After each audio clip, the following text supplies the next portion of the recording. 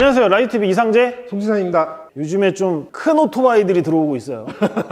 요즘에 왜 이렇게 난리죠? 요즘에? 유로5로 이제 전 세계적인 그런 환경 규제 방침이 바뀌니까 그거에 맞춰서 이제 브랜드마다 자사의 제품들을 이제 하나씩 유로5에 맞춰서 업데이트를 해나가고 있는데 그러다 보니 큰 모델들이 많이 들어오고 있습니다. 큰 모델들. 자, 오늘 소개할 모델은 트라이움프의 뭡니까? 스크램블러 1200입니다. 스크램블러 1200. 근데 스크램블러라고 하면 스크램블러는 두카티의 모델명 아닌가라고 얘기를 하시는 분들이 아주 조금은 계실 것 같아요. 네, 그렇죠. 그러니까 두카티도 스크램블러가 있고 여기도 스크램블러가 있고 그러면 도대체 어디가 원조고 어디가 따라한 거냐? 아니 근데 그거는 스크램블러는 모델명이기도 하지만 그냥 장르라고 이해를 하시는 게 편해요. 그러니까요. 여기저기 되게 많아요, 사실. 그렇죠. 알려진 것만 그렇지. 그래서 이 영상을 보신 후에는 두카티의 모델명 아니냐라는 그런 얘기는 안 하시는 게 좋을 것 같아요. 이 스크램블러라는 게 뭐 아까 제 편집장님이 얘기하신 것처럼 하나의 장르를 의미하는 건데요. 시계바늘을 거꾸로 좀 되돌려 가보면은 1920년대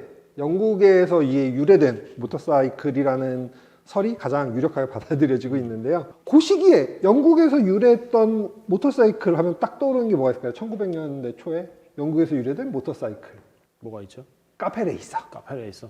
카페레이서의 원형을 살펴보면 카페에서 차 마시던 라이더들이 야 내가 빨라 네가 빨라 한번 경쟁해볼까? 여기서부터 저기까지 저 카페까지 여기서부터 이거 어디까지 달리는 거야? 한번 찍고 올까? 그렇죠. 그런 형태의 이제 레이스를 통해서 발전한 게 카페레이서인데 스크램블러도 비슷한 그런 이유로 발전을 한 건데 마찬가지로 그래 우리 그러면 여기서부터 저기까지 시합을 할까? 근데 거기를 길로 가든 길이 아닌 곳으로 가든 그건 네 맘대로 알아서 수단과 방법을 가리지 그렇죠. 않고 이제 원하는 목적지까지. 그렇죠. 그러다 보니까 그 과정에서 뭐 내가 길로만 가는 거면은 기존 카페레이서도 가능하지만 뭐 가다 보니까 막 흙길도 나오고 뭐 자갈도 깔려 있고 뭐 어디 뭐 농장을 지나 목장을 지나 막 이런 식으로 가야 되는 경우가 있어서 좀 더 온로드 성향에 가까우면서도 오프로드를 달릴 수 있게 특화된 모델이 바로 이 스크램블러라고 생각하시면 좋을 것 같네요. 카페레이서도 그렇고 스크램블러도 그렇고 그 어떻게 보면은 그 장르를 얘기할 때 그 문화적인 이야기거리가 사실 되게 많아요. 그래서 뭐 썰들도 많고 뭐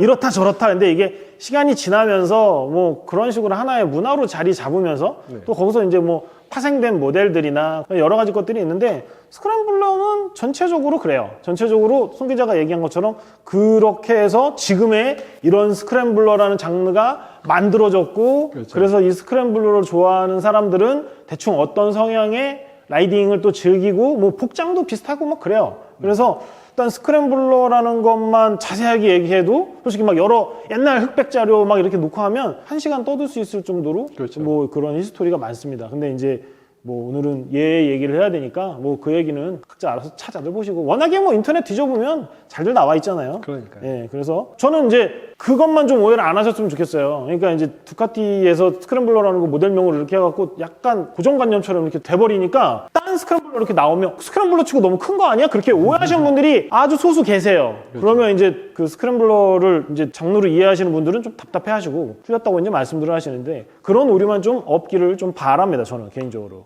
그래서 일단은 스크램블러라는 장르는 그런 식으로 태동돼서 그런 식으로 지금 현재까지 그냥 이어지고 있는 그런 장르고요. 그런 유래가 있다 보니까 구성들 자체도 대단히 좀 오프로드스러운 그런 구성들을 곳곳에서 찾아보실 수가 있는 게 이 스크램블러 장르의 특징이라고 할 수 있을 것 같습니다. 우리가 흔히 얘기하는 이제 오프로드 모터사이클하고 스크램블러하고는 공통점도 있지만 또 이제 그 차이점. 그 경계선은 사실 좀 모호하긴 해요. 모호하긴 한데 어디까지 스크램블러를 보고 어디서부터 이제 오프로드로 놓고 봐야 되느냐 뭐 그런데 적당한 선에서 그 경계선에 교집합인 애들도 있으니까 그건 그냥 이해하시면 될 것 같고요. 이 차 최근에 영화에 나온 거 봤어요? 저는 이야기만 들었습니다. 아직 못 봤어요? 예, 이거는 보러 갈 시간이 있어요. 내가 일을 너무 많이 시켰나? 그래도 봐야지. 그거는 차도 그렇게 두근거리는 애가 나오고 오토바이들도 그렇게 두근거리가 나오는 애들이 나오는데 어떻게 안 봐요? 그러면 업무적으로 보러 가기 위해서 아내에게 허락을 받고 육아는 잠시 아내에게 넘겨주고 그러고 다녀오는 걸로. 여보 다녀올게. 핑계가 좋다. 이게 또 그 007 최근 영화 노 타임 투 다이에서 또 나왔어요. 그러니까요. 얘기는 들었습니다. 가서 한번 봐요. 꼭 봐야겠어요. 그거 보면 거기는 또 007이 그렇잖아요. 남자로서 그 액션을 보는 것도 재미지만 거기 나오는 차, 그렇죠. 모터사이클 또 보는 재미가 또 쏠쏠한 그렇죠. 또 그런 영화인데 거기서 막 이 모델의 특징이나 막 그런 매력이 막 미친 듯이 터져 나옵니다. 막. 어떻게 보면은 이제 보통 길로도 달리지만 길이 아닌 곳으로도 달리는 길이 아닌 대로 경우가 달리는 게 더 많지 않아요? 그러니까요. 막 날아다니고 막. 그렇죠. 그런 경우가 많다 보니까 어떻게 보면 그런 장면에 있어서 이런 스크램블러 같은 모델이 정말 잘 어울리지 않았을까 저는 이런 생각이 들거든요. 근데 그 007 같은 그런 장르의 영화들이 네. 아무 브랜드나 다 그렇게 PPL을 주지도 않아요, 사실. 아 그렇죠. 뭐 어줍지 않은 브랜드들이 돈 많이 낸다고 해서 그냥 어떻게 보면은 007 시계도 그렇고 에스턴 마틴 차도 그렇고 되게 그 상징하는 바가 커요. 오메가 시계나 뭐 에스턴 마틴 뭐 이렇게 모터사이클 또 뭐 나오느냐가 또 다르고 그 영화랑 그 브랜드랑 되게 잘 조인이 돼갖고 어떻게 보면은 상징적으로 되게 의미하는 탐 크루즈 하면 또 BMW하고 또 이게 또 이제 많이 좀 연관이 되어 있고 007 같은 경우는 지금 이번에 트라이엄프랑 되게 근데 제가 봤는데 상당히 잘 나왔어요. 상당히 잘 나오고 얘의 매력이 되게 뿜뿜 잘 보여줄 수 있게 잘 전달되는 그런 영화인 것 같아요. 트라이엄프는 아까 송 기자가 그 이쪽 문화가 영국에서 이렇게 많이 발전을 했다라고 말씀을 드렸고 또 트라이엄프 대표적인 또 영국 메이커다 보니까 아무래도 스크램블러 쪽의 역사가 깊기도 하고 이쪽에서 또 자부심을 많이 가지고 있는 브랜드예요. 어떻게 보면은 내 고향에서 탄생한 그죠. 그 장르를 그죠. 제품으로 만드는 거니까 뭐 누구보다 좀 더 잘 이해하고 있다라고 봐도 되지 않을까요? 맞아요. 그러니까 뭐 여기서 뭐 이쪽 장르에서 아니 이쪽 문화에서 역사와 전통을 얘기할 수 있는 브랜드가 그렇게 사실은 많지는 않아요. 그렇죠. 많지는 않은데 사실 트라이엄프는 영국에서 이제 온 브랜드이기 때문에 사실 그런 부분에서 되게 오리진 뭐 그런 강점을 많이 가지고 있죠. 뭐 이야기를 만들어내기도 그렇고 옛날 거 막 자료 뒤져가지고 이제 뭐 모델명이나 장르나 뭐 그런 거 만들어낼 수 있는 것도 많은데 트라이엄프에서는 몇 년도부터 좀 다시 나왔죠? 지금 트라이엄프에서 스크램블러라는 이름의 모델이 나온 거는 2006년부터 출시가 됐고요. 요거 같은 경우는 지금 1200cc 엔진이 탑재되어 있지만 그때는 865cc 좀 작은 병렬 트윈 엔진이 들어갔었는데 2018년부터 이 1200cc 모델이 나오게 돼서 지금까지 쭉 이어지고 있고 올해 유로5 업데이트된 모델이 출시됐습니다. 이 모델은 제가 타보니까 생긴 건 이렇게 생겼는데 또 약간 본네빌스럽게 심장을 또 공유하는 그렇죠. 본네빌하고 심장을 공유하는 네. 트라이엄프라고 하면 아직까지도 뭐 본네빌을 가장 대명사처럼 생각하시는 분들이 좀 많으실 텐데 그 본네빌에 들어가는 1200cc 엔진이 또 여기도 장착이 되어 있습니다. 네. 그래서 생긴 건 이래서 나가는 건 좀 다르기는 한데 그 기본적인 두둥거림은 비슷해요. 물론 세부적인 세팅이나 뭐 그런 것들은 다르겠지만 엔진이 같기 때문에 일단 본네빌의 심장을 그대로 공유한다는 거 네. 그런 모델입니다. 최고 출력은 90마력이고요. 최대 토크는 110Nm를 네. 자랑하는데요. 그 정도가 뭐 슈퍼스포츠 막 이런 거 생각하시면은 야 뭐야 1200cc라는데 100이라니 출력이 성능이 그거밖에 안 돼라고 네네네. 생각을 하시겠지만 네. 이 차는 일단 뭐 그런 슈퍼스포츠 모델들은 대부분 4기통이고 이 차는 2기통이라는 거. 네. 그리고 이 차의 지향점이 그런 슈퍼스포츠 모델들의 뭐 최고속 이런 쪽으로 가는 것보다는 오히려 좀 더 감성을 즐길 수 있는 이 저회전에서의 파워 이런 것들을 좀 목표로 하면서 세팅이 된 엔진이기 때문에 아무래도 출력에 있어서는 좀 낮을 수밖에 없다라는 거. 그 1200cc라는 배기량만으로 너무 많은 거를 이렇게 단정 지으려고 하면 사실은 뭐 실망감이 클 수도 있고 뭐 기대감이 클 수도 있고 그러니까 같은 배기량이라도 어떤 장르에 어떻게 적용을 시키느냐에 따라 또 많이 달라지고요.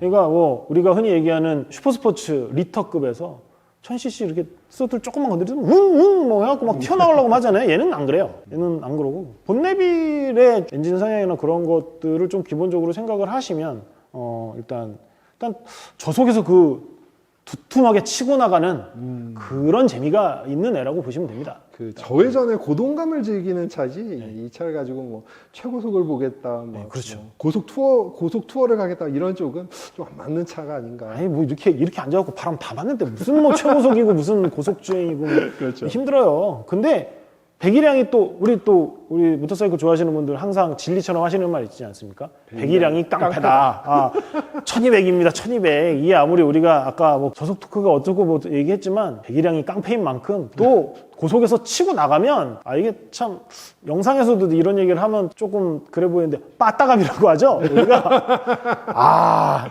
끝내줘요. 네. 도심에서 이게 우리가 신호 앞에 걸려가지고 이제 아무도 또 없는 신호 대기에서 나 홀로 이렇게 치고 나가면 그 재미가 물론 과속을 조장하는다는 뭐 그런 얘기가 아니고요. 그렇게 나 혼자 이 소리와 이 치고 나가는 재미를 꼽으면 상당히 재밌습니다. 맞습니다. 일단 뭐 우리 시승 날짜가 이렇게 길지 않아서 많이 타보지는 못했지만 저도 타보고 송 기자도 타보고 네. 그랬는데 저번에도 말씀드리고 했지만 저는 키가 172에 이런 아담한 체형이라 시트가 높고 힘든 애들을 별로 좋아하지 않습니다. 근데 얘는 달릴 때 너무 재밌는 것 같아요. 달릴 때. 정말 재밌죠. 달릴 때 너무 재밌어요. 제가 키가 작으니까 신호 대기하면 짜증이 나요. 이게 막 까치발 사야 되고 막 그러니까 솔직히. 그리고 뜨거워. 얘는 제가 우측으로 이렇게 신호 대기를 하면 여기가 답니다. 그래갖고 뜨거워서 신호 대기를 딱 받으면 좀 스트레스를 받고 좀 그러는데 신호가 바뀌고 움직이는 순간 그런 스트레스가 싹 날아가요. 달리는 순간 너무 재밌어. 움직이면 너무 재밌는데 저한테는 쓰면 조금 약간 스트레스를 주는. 그건 뭐 제가 키가 그렇기 때문에 그런 거고. 그래갖고 제가 타보고 송 기자도 타보고 송 기자한테 제일 먼저 물어본 게 그거였어요. 안 뜨겁디 너는? 키가 196이잖아요. 키가 196이면 다리가 나는 이렇게 나오는데 이렇게 돼서 안 뜨겁디? 물어봤어요. 저는 뭐 그렇게까지 뜨겁거나 뭐 이런 걸 느끼지는 않았는데. 뭐 부러울 뿐이죠. 네. 부러울 뿐이고. 근데 또 이게 높을 수밖에 없는, 아까도 말씀드렸지만 얘의 유래는 길과 길이 아닌 곳을 모두 달리는 곳을 염두해서 만들어졌기 때문에 네네. 어쩔 수 없이 좀 차량이 시트고가 높은 세팅이 될 수밖에 없는 부분이 있어서 이거를 뭐 구매하시는 분들, 구매를 고려하시는 분들은 좀 그 점을 조금은 염두에 두셔야 된다. 약간 시트에 높을 것이다. 그 점을 감안하셔야만 조금 후회 없는 선택이 가능하실 것 같습니다. 근데 제가 신호가 걸렸다가 움직이게 되면 되게 재밌다고 얘기를 했잖아요. 근데 움직이면서 제가 느낀 제일 큰 특징은 뭐냐면 무게중심이 높음에도 불구하고 밸런스나 그런 것들이 되게 좋아서 움직이게 되면 되게 편해요. 밸런스도 되게 좋고 무게중심이나 그런 것들도 세팅이 잘 되어 있어서 달릴 때 너무 재밌으니까 멈추지 않고 계속 가고 싶어. 그러니까 약간 뭐라고 해야 되지? 계속 타고 싶은 그런 좀 욕심이 나는 좀 그런 차였던 것 같아요. 원체 트라이언프 자체도 모터사이클 오랫동안 다양하게 만들어온 브랜드고 이 차 같은 경우에는 본네비를 베이스로 하긴 하지만 단순히 그냥 본네비를 해서 서스펜션 좀 늘린 다음에 깍두기 타이어 끼우고 뭐 이런 정도의 수준으로 만든 게 아니라 이거에 맞는 세팅을 다 면밀하게 체크하고 검토하고 반복적인 시험 주행을 통해서 다듬은 그런 차이기 때문에 당연히 밸런스는 좋을 수밖에 없지 않을까. 워낙 또 이 차 성향 자체가 오프로드 달리는 부분까지도 염두에 두고 있는 차다 보니 특히 밸런스 부분을 집중해서 세팅하지 않으면 자칫 운전자에게 뭐 위험한 상황이 생길 수도 있기 때문에 그 점을 좀 많이 염두에 두지 않았나 이런 생각이 듭니다. 디자인을 좀 보여드리기 위해서 제가 차를 좀 옆으로 돌려놓고 말씀을 드릴게요. 네. 자, 일단 옆쪽으로 돌려서 이게 좀 옆면을 좀 보여드리고 있는데 여기서 참고로 앞면에서는 좀 덜 보이는데 요런 카바류 있잖아요. 여기서 지금 저희가 트라이언프 코리아한테 자료를 받았는데 전체적으로 이 커버류들이 다 지금 옵션이에요. 그러니까 이게 지금 대략 한 200만 원 정도의 옵션이 지금 추가된 사양이고요. 지금 여기서 보셨을 때 이런 류, 그러니까 전체적으로 일일이 다 알려드리는 것보다 이런 커버류는 거의 다 그냥 옵션이라고 보시면 될 것 같아요. 그 정도의 옵션이 들어가 있는 차량인 거를 일단을 말씀드리고 옵션이 한 200만 원 정도 들어가 있고 차량 가격을 좀 말씀드리는 것도 나을 것 같아요. 차량 가격이 얼마죠? 소비자 가격은 2,425만 원이고요. 2,425만 원. 근데 올해 말까지 개별 소비세를 할인해주는 혜택을 제공하고 있기 때문에 실제 구매 가격은 2,399만 5천 원? 5천 원. 이게 부가세 포함된 가격이고 예. 그리고 컬러가 또 바뀌면 여기서 좀 변동이 있을 수 있습니다. 네. 그러니까 올해까지는 2,400만 원이 안 되는 금액으로 구입할 수 있는 차고 저는 이 가격을 딱 봤을 때 제일 먼저 눈에 들어오는 게 막 이런 거였어. 올린즈, 그렇죠. 브렘보. 눈에 들어올 수밖에 없는 그런 포인트들. 아, 비싸 보이는데? 딱 그런 것들. 신경 좀 썼는데? 뭐 그런 것들. 근데 또 아까도 계속 반복적으로 말씀드리지만 온로드에서도 오프로드에서도 제동력도 그렇고 아니면 이 서스펜션의 감쇄력도 그렇고 이게 좀 고른 성능을 발휘해 주려면 일정 이상의 성능을 발휘해 주려면 어느 정도 좀 고사양의 제품들이 채택이 되어야 하지 않나. 그래서 이런 뭐 번쩍거리는 빨간 글색의 이런 되게 상징적이에요. 빨갛고 노랗고. 이런 제품들이 좀 네네. 탑재된 게 아닌가 싶습니다. 네네네. 그리고 또 아까 그 타보니까 네. 확실히 그 제가 뭐 밸런스나 뭐 그런 것들 말씀드렸었잖아요. 기술력들이 다 이제 좋아져서 그럼요. 이게 또 IMU 또 육축 센서 다 들어가 있고 그렇죠. 그러니까 이게 그만큼 또 되게 많이 똑똑해졌다는 거예요. 네. 스크램블러나 카페 레이서라고 하면 사람들 인식이 좀 약간 올드한 그런 첨단 기술하고 조금 괴리감이 있는 격차가 있는 좀 그렇게 이해들을 하시는데 얘는 전혀 아닙니다. 스크램블러를 가장 현대화스럽게 만들어 놓은 애가 아닐까? 그렇죠. 그리고 되게 사양도 고사양스럽게 만들어 놓은 애가 아닐까? 아, 좀 그렇게 이해가 되더라고요. 실제 뭐 주행 해보셨을 때도 느끼시겠지만은 정말 뭐 다양한 전자장비들이 개입을 해가지고 라이더가 더 안전하게 주행할 수 있도록 네. 지켜주기 때문에 어떻게 본다라면은 뭐 요즘 추세에 너무 뭐 클래식한 형태라고 해서 기능이나 성능까지 전부 클래식하게 가지는 않는 거고요. 안전에 대한 부분만큼은 현대적으로 가야 되는 게 맞는 거죠. 그리고 아까 말씀드렸듯이 얘는 온로드, 오프로드 막 다양한 노면이나 다양한 장소에서 탈 수 있는 그런 애기 때문에 기울기나 뭐 회전이나 뭐 그럴 때 차가 라이더가 부족한 부분을 잡아주는 건 정말 큰 거예요. 어떻게 보면. 그래서 위험한 것도 위험한 거지만 부족한 걸 얘가 다 채워주기 때문에 불안한 것도 그렇고 든든한 것도 그렇고 일단은 즐길 수 있어요. 그만큼. 적응을 떠나서 이게 즐기고 그만큼의 재미를 느낄 수 있다는 거를 오토바이가 그만큼 책임을 져준다는 거는 되게 큰 거거든요. 특히나 이렇게 레벨별로 단계별로 이 상위 클래스로 올라가 보신 분 그러니까 뭐 처음부터 잘 탄 사람은 없겠지만 실력이 딸려서 이 오토바이가 나를 타는 건지 내가 오토바이를 타는 건지 몰랐던 시기를 겪으셨던 분들은 실제로 타보면 되게 큽니다. 네.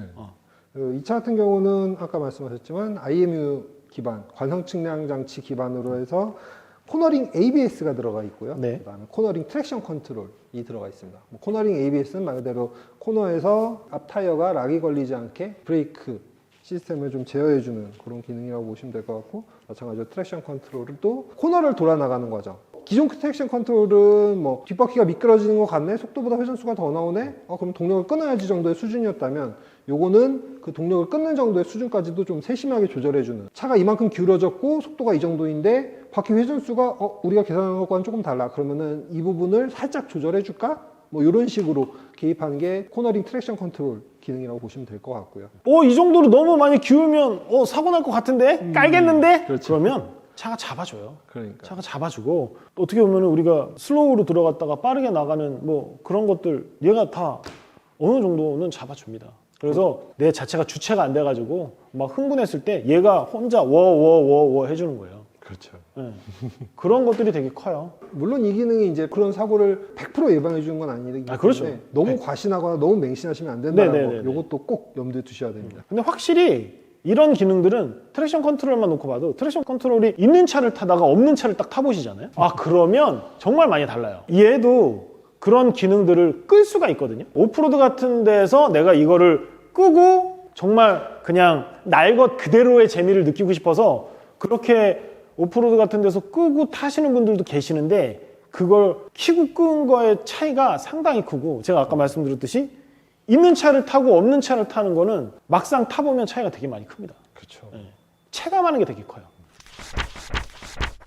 그 외에도 이제 스크램블러 1200에는 라이딩 모드가 제공이 되는데요. 기본형인 스크램블러 1200에는 스포츠, 로드, 레인 세 가지가 제공되는데 여기에 스크램블러 1200 XE 모델 같은 경우는 세 가지가 더 추가돼서 오프로드 프로, 그 다음에 라이더, 이건 뭐 커스텀 모드라고 보시면 되겠죠. 이렇게 해서 총 6개 주행 모드가 제공이 되기 때문에요. 여러분들이 이제 가시게 되는 도로의 상황, 뭐 그게 도로일 수도 있고 도로가 아닐 수도 물론 있겠습니다만 상황에 맞춰서 적절한 라이딩 모드를 선택하시면요. 트랙션 컨트롤 기능의 개입도라든지 아니면 이 스로틀 응답성이라든지 이런 부분들에 있어서 좀 차이가 생기니까 여러분들이 원하신 대로 조절해서 쉽게 사용하실 수가 있다는 거. 근데 제가 타보니까 이런 모델 같은 경우에는 정말 모드의 차이가 여러 가지 모드를 지원하는 것이 꼭 필요하지 않느냐. 특히 온로드도 타고 오프로드도 타고 이런 모델 같은 경우는 제가 막상 타보니까 그런 모드가 적용이 되는 게 정말 저는 중요한 것 같고, 특히나 온로드와 오프로드의 성향 같은 게 많이 다르기 때문에 그렇죠. 예, 차가 거기에 맞는 최적화 세팅으로 바꿔준다는 거 일일이 막 손으로 막 만지고 막 그러지 않아도 어떻게 보면은 피곤해지는데요. 빅데이터죠. 빅데이터. 트라이엄프가 모터사이클 만들고 그 라이더들한테 받아온 주행하면서 얻은 그런 많은 세팅의 자료들을 버튼 하나로 그렇게 딱 바꿀 수가 있으니까 오프로드에서 또 오프로드에 맞는, 그리고 또 아까 말씀드렸듯이 주행자의 성향에 따라서 진짜 다 끌 수도 있고 정말 날 것 그대로를 느낄 수도 있고, 그리고 온로드에서도 또 안전하게 탈 수도 있고 속도감을 즐기면서 그렇게 탈 수도 있는 그런 모드를 지원하는 게 저는 이 모델 같은 경우는 더 필요하고 더 좋은 것 같아요. 확실히. 확실히 그렇습니다.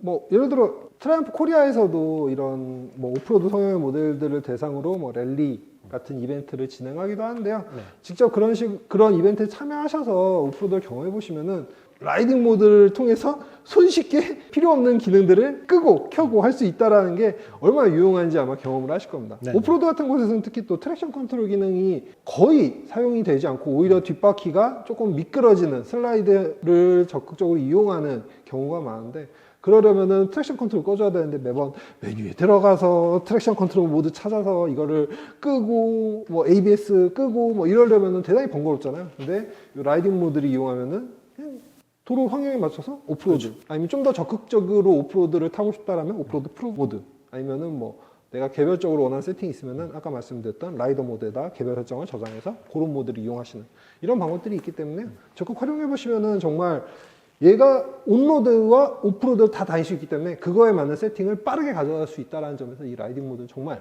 좋은 기능이라고 할 수 있죠. 일단 그 연료 탱크의 형상이나 이 계기판의 모습이 예전에 제가 시승해봤던 로켓이랑 뭐 비슷하기도 하고 되게 많이 전자화되어 있고 전자식으로 빠르게 움직이기 때문에 심지어 우리 지하주차장 딱 내려오는데 계기판에 탁 불 바뀌고 뭐 그러는 거 보면 진짜 똑똑하구나, 되게 전자식으로 전자화 잘 되어 있구나, 그런 느낌이 팍팍 들어요. 그렇죠. 계기판 일단은 같은 경우 요번에 또 TFT 풀 컬러 스크린으로 업데이트가 됐기 때문에 네네네. 뭐 그거에 맞춰서 아까 말씀하셨던 내가 원하는 대로 밝기나 화면 구성 같은 거 세팅할 수 있는 건 물론이고요. 심지어 크루즈 컨트롤도 됩니다. 네. 크루즈 컨트롤 기능도 여기 버튼으로 손쉽게 세팅을 할 수가 있고, 계기판 같은 경우에는 뭐 아까 말씀드렸던 그런 화면 밝기를 원하는 대로 선택을 하는 것도 가능하고, 네. 그냥 내장되어 있는 센서를 통해서 밝기가 밝아졌네? 그러면은 조금 더 환하게 해서 시인성을 좋게 해주고, 어두운 곳에 들어갔네? 그러면은 이제 주요 글자들만 하얗게 하고 배경은 어둡게 해가지고 좀 더 정보 전달성을 원활하게 해준다든가 뭐 이런 기능들도 갖춰져 있을 정도로 정말 디지털화된 그런 차라고 보시면 돼요. 제가 아까 말씀드렸잖아요. 타보고 느낀 건 그거예요. 스크램블러라는 장르를 가장 현대화스럽게, 가장 고급스럽게 한번 만들어 볼까? 라고 해서 트라이엄프가 만든 게 이거 아닐까. 좀 그런 느낌이 좀 들어요. 그러니까 제 머릿속에 있던 옛날 스크램블러라는 장르의 그런 이미지와 타보니까 되게 많이 상반된, 물론 배기량도 그렇고 나가는 느낌도 그렇고 그런 거는 기본적인 베이스는 그대로 많이 유지하되 그런 부가적인 기능, 안전과 관련된 그런 부분들은 정말 많이 진화하고 정말 많이 신경을 쓴 뭐 그런 느낌? 그래서 저는 솔직히 요즘 트라이엄프를 타면서 저는 느끼는 건 뭐냐면, 내 머릿속에는 아직도 그 옛날 본네빌에 대한 그런 인식이 남아있는데, 맞습니다. 고정관정이 남아있는데, 내가 요즘에 느끼는 트라이엄프가 그거랑 너무 괴리감이 크니까 옛날 그 본네빌로 정형화됐던 그런 인식이 정말 좀 빠르게 사라지고 있는 것 같아요. 저는 그래요. 그래서 제가 예전에 본네빌 탔었을 때 가지고 있던 그런 느낌이 탈 때 나긴 하는데 인식이 바뀌니까 트라이엄프 브랜드에 대한 제가 고정관념이나 느낌 그런 게 되게 많이 요즘에 바뀌고 있는 것 같아요. 어떻게 보면 트라이엄프라고 하면 영국 국기가 머릿속에 딱 떠오르면서 전통과 막 그런 거를 중시했던 그런 브랜드에서 좀 요즘에는 좀 많이 현대화되고 전자화되고, 옛날에는 이거에 대한 인식이 내가 합쳐지지가 않았었어요. 서로 따라 놀았거든요, 솔직히. 그리고 로켓 탔을 때 딱 그랬어요. 너무 전자화된 그런 게 많으니까 괴리감이 좀 있었는데 점점 트라움프에서 요즘 차를 타다 보니까 옛날 인식이 많이 사라지고 있어요. 어떻게 보면은 트라움프가 시대를 이렇게 지나오면서 많은 발전과 투자를 하면서 차들이 좋아지고 뭐 그러면서 그런 옛날의 고정관념, 본네빌로 정형화된 그런 고정관념이 빨리 깨어지는 게 어떻게 보면 트라움프가 바라고 뭐 원하는 걸 것 같아요. 제가 봤을 때는 요즘 저는 그렇게 느껴요. 뭐 트라이언프의 전통, 정체성 이런 거는 요 병렬 트윈 엔진으로만 가져간다고 생각하시면 뭐 되고. 그렇죠. 예. 이 엔진만으로도 사실 뭐 얘네는 되게 자부심을 가지고 할 얘기가 정말 많겠죠. 그렇죠. 할 얘기는 정말 많겠는데 그것만으로 이 차를 이 모델을 간단하게 정의 내리고 설명하기에는 그러기에는 너무 많은 것들이 중요한 것들이 있다는 거. 그런 소구점 포인트들이 너무 많다는 거. 그러니까 이런 머플러 모양이나 뭐 이런 것만 놓고 봐도 스타일이나 그런 거는 옛날 거를 좀 이어나가고 또 뭐 그런 것들은 많아요. 그런 것들은 많은데 심장도 아까 말씀드렸듯이 본네빌의 심장을 그대로 쓰고 있고 뭐 그래서 할 얘기는 많지만 너무 많은 것들이 바뀌고 좋아졌다. 현대화됐다. 진화됐다. 뭐 그런 것들이 되게 좋은 것 같고 그리고 솔직히 스크램블러라는 장르의 이미지랑 브렘보랑 올린지가 이게 어울립니까 솔직히? 약간 좀 옛날에는 그렇게 날 것 좋아하고 막 그런 사람들이 좋아하던 그런 장르이기 때문에 어떻게 보면 이질감이 있을 수도 있는데 지금은 되게 자연스럽습니다. 고성능의 브레이크가 장착이 되고 고성능의 앞에는 지금 쇼화죠? 그렇죠. 쇼와 앞에- 조절식이고 네. 조절식 포크 그리고 리어에는 올린지 조절식 쇼 업소버 이렇게 들어가 있는데요. 클래식 모터사이클이라고 해서 장비도 그냥 옛날 수준, 뭐 성능도 옛날 수준 이러기에는 좀 아쉽다라는 거. 그렇기 때문에 오히려 또 소비자들의 눈은 점점 높아지고 있으니까 그거에 맞춰서 뭐 이런 브레이크도 서스펜션들도 전부 뭐 아까 말씀드린 전자장비들도 다 최고 사양으로 업그레이드 해야 되는 것이 브랜드 입장에서는 좀 필요한 부분이고 그거에 맞춰서 트라이언프는 이렇게 스크램블러를 꾸며서 내놓은 거죠. 자, 그러면 네. 송 기자는 이거 타면서 좀 어땠어요? 어떤 느낌이 들었나요? 일단은 타면서 하이브리드? 이 차 같은 경우는 뭐 그런 의미의 하이브리드는 아니지만 온로드와 오프로드의 하이브리드? 예, 그런 느낌이 좀 많이 하이브리드라는 용어에 대해서 헷갈리시는 분들 계세요? 연료를 2개 쓴다고 해서 하이브리드가 아니에요. 그 하이브리드라는 의미를 잘 파악을 하셔야 됩니다. 이거 뭐 그런다고 뭐 전기로 막 하는 그런 게 아니고 그 하이브리드가 그렇죠, 아니고 네. 예. 하이브리드라는 단어의 사전적 의미가 어떻게 보면 그 두 가지 장르나 성격을 뒤섞여 놓은 뭐 그런 거니까 혼종. 혼종 뭐 그렇죠. 그러니까 송 기자가 얘기한 게 딱 맞는 게 온로드 오프로드를 하나의 모터사이클로 하나의 모델로 정말 재밌게 즐길 수 있는 그런 준비가 정말 되어 있는. 근데 저희가 얼마 전에 야마하 트레이서 9을 뭐 시승을 했잖아요. 그렇죠. 트레이서 9을 했을 때 제가 분명히 그런 말씀 드렸어요.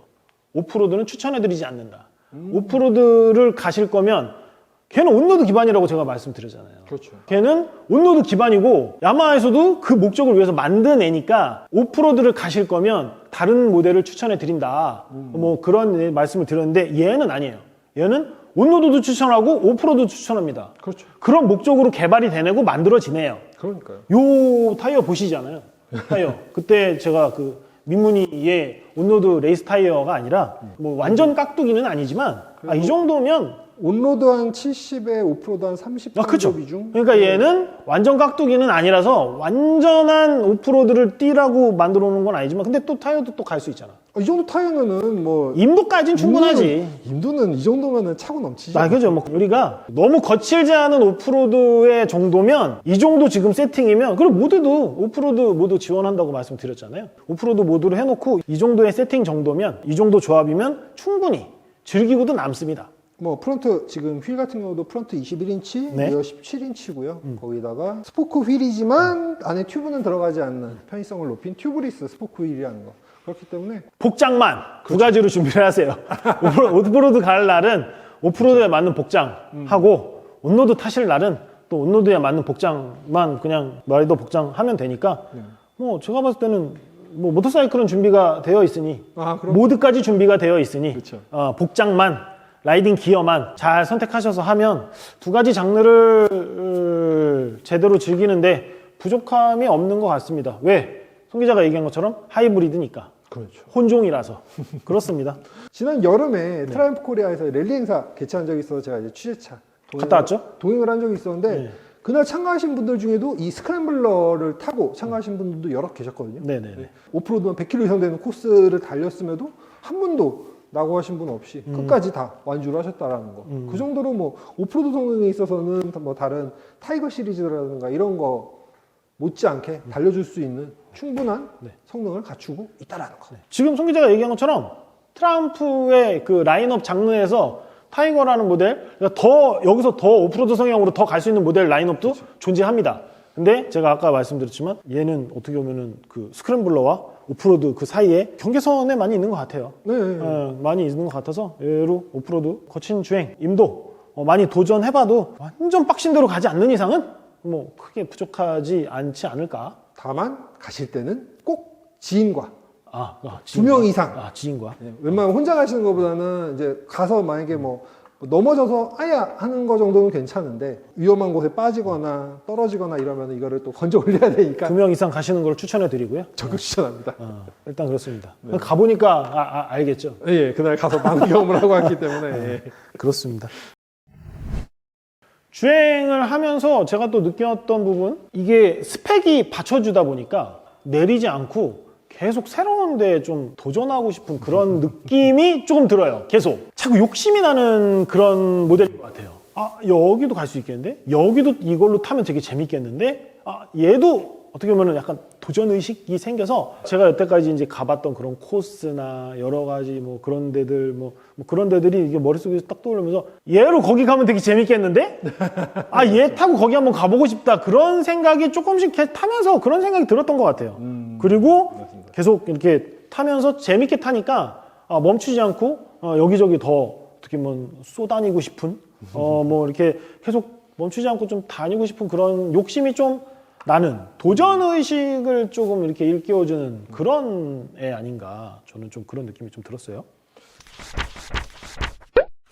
자, 오늘은 저희가 트라이언프 스크램블러 1200XE 모델을 저희 스튜디오를 갖고 와서 설명도 좀 드리고 포인트들 좀 말씀드리고 저희 타본 소감이나 그런 여러 가지 것들 좀 전달을 해드렸는데 어떻게 보셨는지 모르겠네요. 어떻게 보면은 요즘에 저희 그 스튜디오에 들어오고 있는 이렇게 좀 큰 모델들 같은 경우는 이게 그 말로 이렇게 전달해 드리는 게 좀 한계가 있어요. 직접 타보시는 것들이 확실하고 저희가 추천해 드리고 뭐 하고 하는 거는 저희가 할 일이지만 저희 느낌을 최대한 전달하려고 노력은 하는데 또 그거랑은 또 약간 차이가 있을 수 있으니까 요즘에 계속 이렇게 시승을 꼭 해보셔라 라고 말씀드리고 싶은 모델들이 좀 많은 것 같아요. 특히 아까 말씀드렸듯이 얘 같은 경우는 혼종, 하이브리드, 온로드와 오프로드의 그 재미를 다 느낄 수 있는 그런 모델이기 때문에 다양한 경험으로 얘의 매력을 만끽할 수 있는 여러 가지 도로에서 여러 가지 지형에서 이렇게 좀 많은 경험을 좀 해보셨으면 좋겠습니다. 어떻게 보면 요즘에는 어드벤처 모터사이클도 온로드에서 많이 활용을 하시는 부분이 있다 보니까 이 스크램블러와 타이거 시리즈 사이에서 고민을 하시는 분들은 좀 많으실 것 같은데요. 뭐랄까요, 포지션 같은 부분에 있어서의 차이도 좀 상당히 크게 다가오는 것도 있고 또 아까 말씀드렸던 그런 하이브리드 특성을 감안한 얘는 진짜 온로드에서 조금만 세팅 바꿔주면 온로드에서 정말 와이닝 코스 같은 데서 하드하게 밀어붙일 수도 있는 퍼포먼스를 가지고 있는 차다 보니까 두 모델을 꼭 비교 시승을 해보시고 구입을 하시는 걸 추천드릴게요. 가까운 트라이언프 딜러 가시면 아마 시승차가 두 가지가 다 마련돼 있을 거거든요. 꼭 비교 시승해보고 나에게 더 잘 맞는 차가 어떤 건지 꼭 비교를 해보시고 구입하시는 걸 추천드리겠습니다. 자, 지금까지 라이트비 이상재 통신장이었습니다. 고맙습니다. 감사합니다.